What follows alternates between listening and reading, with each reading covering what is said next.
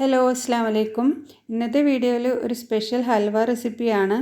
അപ്പോൾ ഈ ഒരു ഹൽവ ഞാൻ ഉണ്ടാക്കിയത് പൂക്കുല കൊണ്ടാണ്.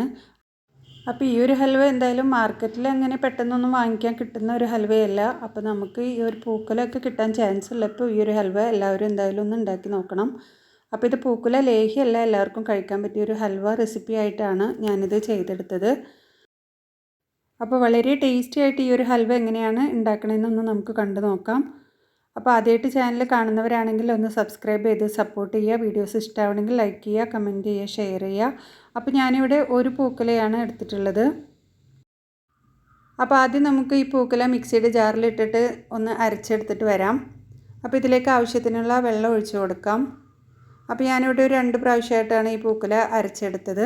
അപ്പോൾ ഇതേപോലെ നല്ല പേസ്റ്റ് ആക്കിയിട്ട് അരച്ചെടുക്കുക. ഒട്ടും തന്നെ അതിൻ്റെ തരികളൊന്നും ഇല്ലാണ്ട് അരച്ചെടുക്കുക. ഇനി നമുക്കിത് ഒരു ഉരുളിയിലേക്കോ അതല്ലെങ്കിൽ ഇതേപോലെ കട്ടിയുള്ള ഒരു പാനിലേക്കോ ഒഴിച്ചു കൊടുക്കുക. ഇതിലേക്ക് ഞാൻ 2 ലിറ്റർ തേങ്ങാപ്പാലാണ് എടുത്തിട്ടുള്ളത്. അപ്പോൾ ഇതൊരു 2 തേങ്ങയുടെ പാലുണ്ടാവും. ഇനി 1.5 കപ്പ് പഞ്ചസാരയാണ് ഞാൻ ചേർത്ത് കൊടുത്തത്. അപ്പോൾ നിങ്ങൾക്ക് പഞ്ചസാര ഇഷ്ടമില്ലാത്തവരാണെങ്കിൽ ഇതിന് പകരം നിങ്ങൾക്ക് ശർക്കര ചേർത്താലും മതിയാവും. ഇനി ഒരു 1/2 ടീസ്പൂൺ ഉപ്പും കൂടെ ഈ മധുരമൊക്കെ ഒന്ന് ബാലൻസ് ചെയ്യാൻ വേണ്ടിയിട്ട് ഇട്ട് കൊടുക്കാം. അപ്പോൾ പഞ്ചസാരയിൽ ചെയ്തെടുക്കുമ്പോഴും ശർക്കരയിൽ ചെയ്തെടുക്കുമ്പോഴും ഇതിന് 2 തരം ടേസ്റ്റാണ് കിട്ടുക. അപ്പോൾ ഞാനിവിടെ ഈ ഒരു പൂക്കൽ ഉണ്ടാക്കുന്നത് പഞ്ചസാര ചേർത്തിട്ടാണ്. ഇനി ഞാനിവിടെ ഫ്ലെയിം ഓണാക്കി വെച്ചിട്ടുണ്ട്. ഇനി ഒരു ബൗളിലേക്ക് ഒരു 1/2 കപ്പ് മൈദയും 1/2 കപ്പ് അരിപ്പൊടിയും കൂടെ എടുക്കാം. ഇനി ഇതിലേക്ക് നമുക്ക് വെള്ളം ഒഴിച്ച് കൊടുത്തിട്ട് ഇതൊന്ന് കലക്കിയിട്ട് എടുക്കാം. അപ്പോൾ വെള്ളത്തിൻ്റെ അളവ് ഇപ്പോൾ അങ്ങനെ പ്രത്യേകിച്ച് അളവൊന്നുമില്ല. ഇതൊന്ന് നന്നായി കലങ്ങണ വരെ നമുക്ക് വെള്ളം ഒഴിച്ച് കൊടുത്തിട്ട് ഇതൊന്ന് കലക്കിയെടുത്താൽ മതിയാകും. അപ്പോൾ ആവശ്യത്തിനുള്ള വെള്ളം ഒഴിച്ച് കൊടുക്കാം. കാരണം ഡയറക്റ്റ് നമ്മൾ പൊടി ഇട്ട് കൊടുത്താൽ നല്ലോണം കട്ട പിടിക്കാനുള്ള ചാൻസ് ഉള്ളതുകൊണ്ട് നമുക്കിത് കലക്കി ഒഴിച്ച് കൊടുക്കലാണ് ഏറ്റവും നല്ലത്. അപ്പോൾ ഇവിടെ നമ്മുടെ പൂക്കുലയും തേങ്ങാപ്പാലും ഒക്കെ നന്നായി തിളച്ച് വന്നിട്ടുണ്ട്. ഈ ഒരു സമയത്ത് നമുക്ക് ഈ അരിപ്പൊടിൻ്റെയും മൈദയുടെയും മിക്സ് നമുക്ക് ഇതിലേക്ക് ഒഴിച്ച് കൊടുക്കാം. ഇനിയാണ് നമ്മൾ ഈ ഒരു ഹലുവ ഉണ്ടാക്കുമ്പോൾ ശ്രദ്ധിക്കേണ്ടത്, ഈ ഒരു മിക്സ് ഒഴിച്ചു കൊടുത്ത ഉടനെ തന്നെ ഇത് നമ്മൾ കൈവിടാതെ തന്നെ ഇളക്കി കൊടുക്കണം. അതല്ലെങ്കിൽ ഈ അരിപ്പൊടിയും മൈദയും കൂടെ കട്ട പിടിക്കും.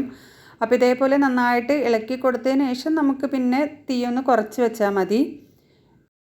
ഇനിയിപ്പോൾ ഇത് കണ്ടിന്യൂസ് ആയിട്ട് ഇളക്കിക്കൊണ്ടിരിക്കുക. അപ്പോൾ ഇത് നന്നായിട്ട് ഇതിൻ്റെ വെള്ളമൊക്കെ ഒന്ന് നന്നായിട്ട് വറ്റിയിട്ട് ഇതിൻ്റെ എണ്ണയൊക്കെ ഒന്ന് തെളിഞ്ഞ് വരും. നമ്മൾ തേങ്ങാപ്പാൽ ചേർത്തുകൊണ്ട് അതിൻ്റെ എണ്ണ നമുക്കിതിലേക്ക് തെളിഞ്ഞ് വരുന്നത് വരെ ഇതൊന്ന് കുറുക്കിയിട്ട് എടുക്കുക. അപ്പോൾ ഈ ഒരു പരുവാകുമ്പോൾ നമുക്കിതിലേക്ക് കുറച്ച് നെയ്യ് ചേർത്ത് കൊടുക്കാം. അപ്പോൾ ഞാനിവിടെ ഒരു ടേബിൾ സ്പൂൺ നെയ്യാണ് ചേർത്തിട്ടുള്ളത്. അപ്പോൾ ഇനി നെയ്യ് ചേർത്ത് കൊടുത്തതിന് ശേഷം ഇത് നന്നായിട്ടൊന്ന് ഇളക്കിക്കൊണ്ടേയിരിക്കുക. അപ്പോൾ ഇനി ഇത് ഈ പാത്രത്തിൽ നിന്ന് ഒരു വിട്ട് വരുന്ന ഒരു പരുവാവണ വരെ നമ്മളിത് കുക്ക് ചെയ്തെടുക്കണം. ഇപ്പോൾ ഇത് ഏകദേശം ഈ ഒരു ഹൽവ റെഡി ആയിട്ടുണ്ട്. നമ്മളിതിലേക്ക് മൈദ അരിപ്പൊടിയൊക്കെ ചേർത്ത് കൊടുത്തുകൊണ്ട് ഈ ഒരു ഹൽവ നമുക്ക് പെട്ടെന്ന് തന്നെ റെഡി ആയിട്ട് കിട്ടും. അപ്പോൾ ഇത്രയാവുമ്പോൾ നമുക്ക് ഫ്ലെയിം ഓഫ് ചെയ്യാം. ഇനി ഒരു ബൗളിലേക്ക് കുറച്ച് നെയ്യ് തടവി കൊടുത്തിട്ട് നമുക്ക് ഈ ഒരു ഹൽവ അതിലേക്ക് മാറ്റി കൊടുക്കാം.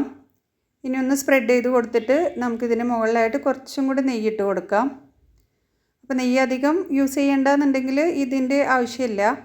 ഇനി അത് നന്നായി തണുത്ത് കഴിഞ്ഞാൽ ഇതേപോലെ കട്ട് ചെയ്തിട്ട് നമുക്ക് എടുക്കാം.